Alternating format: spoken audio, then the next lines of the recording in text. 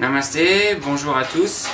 Je m'appelle Yvan Coursac et je me trouve actuellement dans l'école Nilkantha et je voudrais vous présenter aujourd'hui l'ensemble des efforts qui ont été faits pour améliorer les conditions de cette école après le tremblement de terre.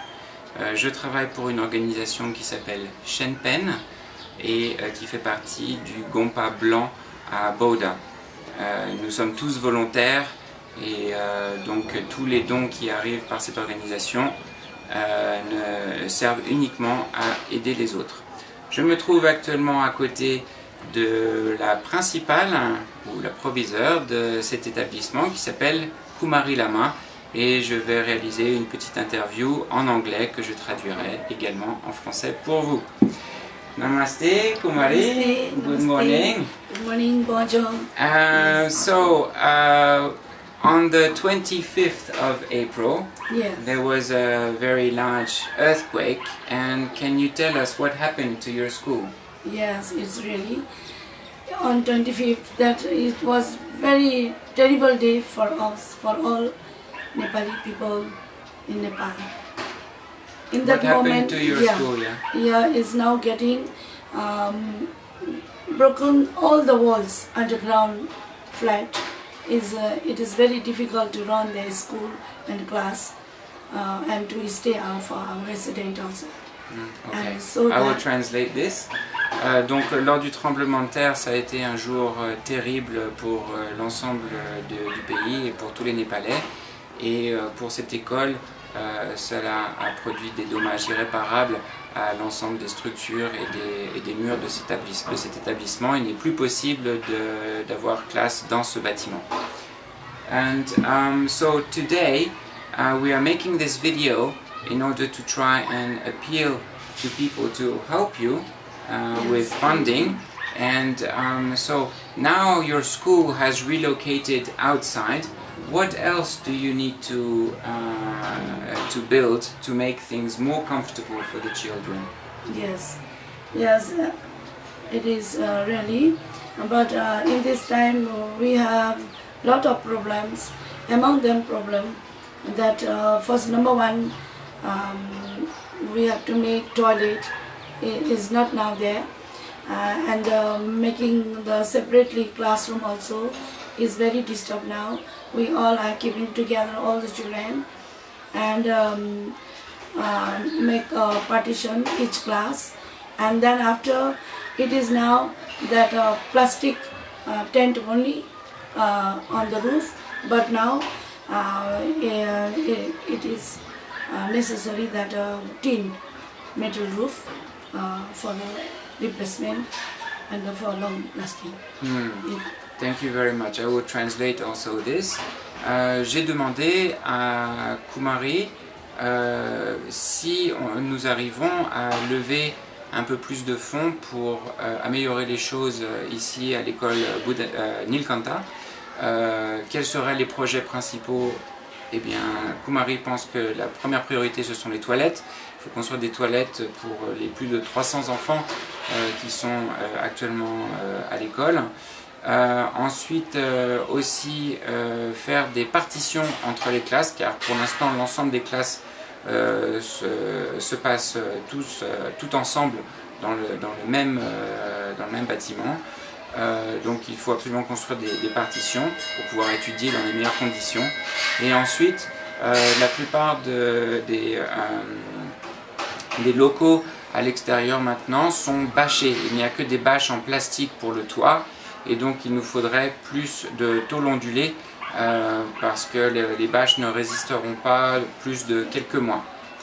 Thank you very much, Kumari Lama. Yes. And we are now going to visit the school where Okay. it is actually located. Merci beaucoup à la principale Kumari Lama et nous allons maintenant visiter l'ensemble de l'école qui est maintenant relocalisée à l'extérieur. Merci. Okay, thank you. Alors, par là-bas, vous voyez des abris avec une couverture bleue. Ensuite, un abri avec des tôles ondulées et des classes aussi complètement ouvertes. avec des toits ondulés. C'est ici que toute l'école a été relocalisée dans ce champ. Et nous allons visiter maintenant les locaux, enfin les locaux si on peut dire, pour que vous vous rendiez mieux compte dans quelles conditions vivent ces enfants. Alors ce bâtiment a été inspecté par les autorités népalaises et ce que ce sigle veut dire, c'est que le bâtiment n'est pas autorisé à être habité et certainement pas par des enfants. Donc ce bâtiment a été entièrement évacué pour pouvoir travailler. Kumari et sa fille utilisent quand même le bureau, mais ce sont des risques qu'elles prennent car ce n'est pas du tout en sécurité. Alors nous nous trouvons maintenant à l'entrée de l'école relocalisée dans ce champ. Ce que vous voyez juste derrière moi, ce sont des classes ouvertes. Pour l'instant, nous n'avons pas reconstruit de murs. L'organisation pour laquelle je travaille a fourni des tôles ondulées pour le toit, ainsi que l'armature métallique. Nous avons aussi donné l'ensemble du plastique qui recouvre le toit des autres classes.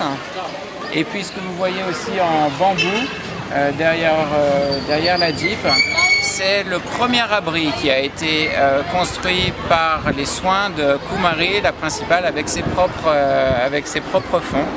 Et donc elle n'a pas du tout attendu l'aide de qui que ce soit avant d'évacuer les élèves et d'essayer de reconstruire quelque chose de décent et d'à peu près confortable et de vivable pour l'ensemble des enfants dont elle avait la responsabilité.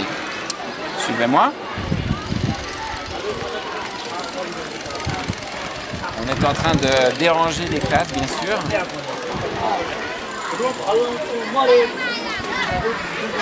Donc là, ce sont des classes... ça n'a pas repris depuis très longtemps. Ce sont des classes qui sont un peu improvisées. Et évidemment, avec la mousson présente lorsqu'il pleut, ce n'est tout simplement pas possible d'utiliser cet endroit.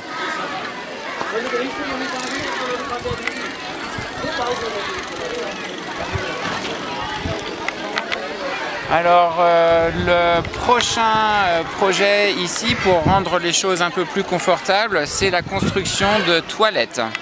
Ici en fait vous voyez l'unique petit coin utilisé, bâché, et donc nous souhaitons pouvoir avec encore quelques fonds construire des toilettes pour l'ensemble des enfants de façon très rapide, car maintenant il y a déjà plus de 200 enfants qui sont revenus après le tremblement de terre, et donc les besoins sont forcément très importants.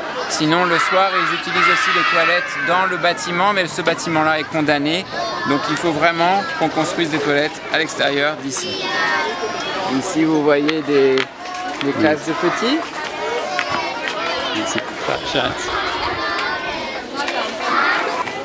Ok, nous allons maintenant visiter le premier abri qui a été construit par les soins de la principale Kumari et qui sert maintenant de dortoir pour les enfants.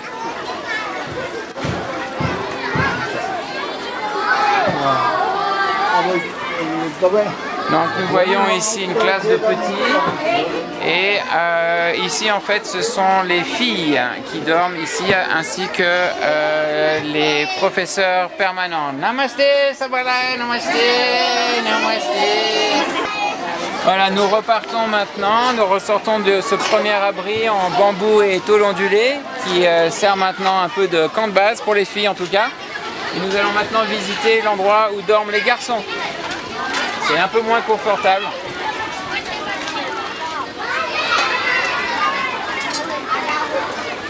Voilà, donc ça va être un petit peu sombre, j'imagine. Mais voilà où dorment les garçons, un peu les uns sur les autres, sous des moustiquaires. Et c'est clair que si on arrive à avoir un petit peu plus d'argent, on recouvrirait aussi cet abri-là de tôle ondulée, parce que ce n'est pas complètement étanche. Donc en fait les garçons sont souvent mouillés la nuit, et surtout avec la mousson qui s'intensifie maintenant. Cet abri-là, c'est un abri temporaire, et pour l'année qui vient, ça ne suffira pas. Pour l'hiver aussi, quand il fait froid, ça ne suffira pas non plus. Donc on pense éventuellement faire des travaux ici pour essayer d'améliorer un peu les choses. Ressortons par ici. Kitchen, là. Ok. Donc on est ressorti de l'abri et maintenant je voudrais vous montrer la cuisine. La cuisine pour toute l'école.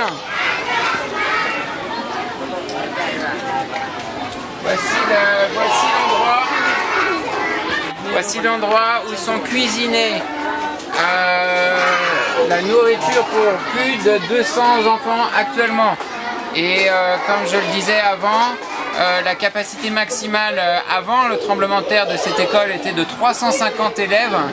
Donc imaginez essayer de faire de la cuisine à l'extérieur pour plus de 300 enfants, c'est tout simplement impossible.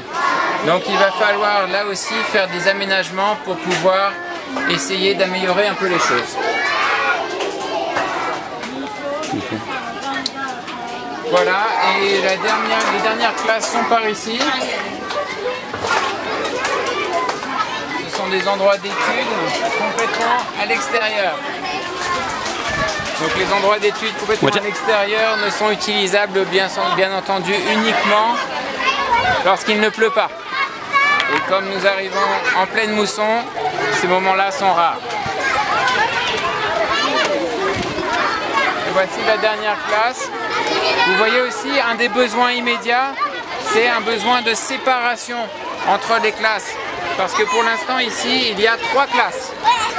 3 classes qui ont lieu exactement au même moment, sans aucun mur de séparation entre chaque classe. De toute façon, il va falloir qu'il fonctionne comme ça pendant au moins 1 an. Ce n'est pas possible d'étudier dans des bonnes conditions actuellement. Donc il y a vraiment un besoin réel de financement, et tous vos dons serviront uniquement et entièrement à améliorer le confort d'études et aussi le confort de vie des enfants qui sont ici. Voilà, je vous remercie beaucoup. Namasté.